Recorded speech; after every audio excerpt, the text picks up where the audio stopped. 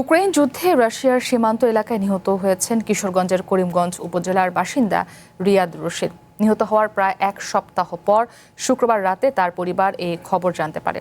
এ ঘটনায় এলাকায় শোকের ছায়া নেমে এসেছে। জানা যায় ২০২৪ সালে অক্টোবর মাসে একটি কোম্পানির কাজে রাশিয়ায় যান রিয়াদ। পরিবারের সদস্যরা জানতেন সেখানে বেসরকারি চাকরি করেন তিনি।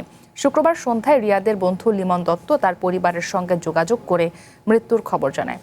এ সময় লিমন আরও জানান, রশিদ গত ১ এপ্রিল রুশ সেনাবাহিনীতে যুক্ত হন। গত ২রা মে দেশটির সীমান্ত এলাকায় ইউক্রেনের সেনাবাহিনী ড্রোন হামলায় রিয়াদ রশিদ আহত হয়ে মারা যান। তবে রুশ সেনাবাহিনীতে যুক্ত হওয়ার কথা পরিবারের কাউকে জানাননি তিনি। সরকারের সহায়তায় ছেলের মরদেহ দেশে ফিরিয়ে আনার দাবি জানিয়েছে রশিদের পরিবার। আর এই আর্মির যে এই কথা আমার কইছেন, কারণ সে আমার না হচ্ছে আগে যে আব্বা যাতে না শুনে, আমার তো এখানে ধরার নাই। লাস্টে আমিও কিন্তু বাইরে থেকে লাস্টে বলছে যে ভাই তুমি আর যাইও না, হ্যাঁ তোমার আর যাইতে হবে না, তুমি শুধু বাড়িতে আমার বাপরে দেও।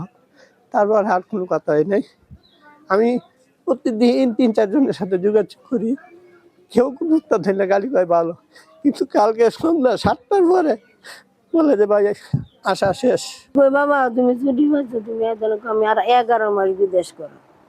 আমার 3 কথা দিছি 3 মাসের মধ্যে হজ করাই।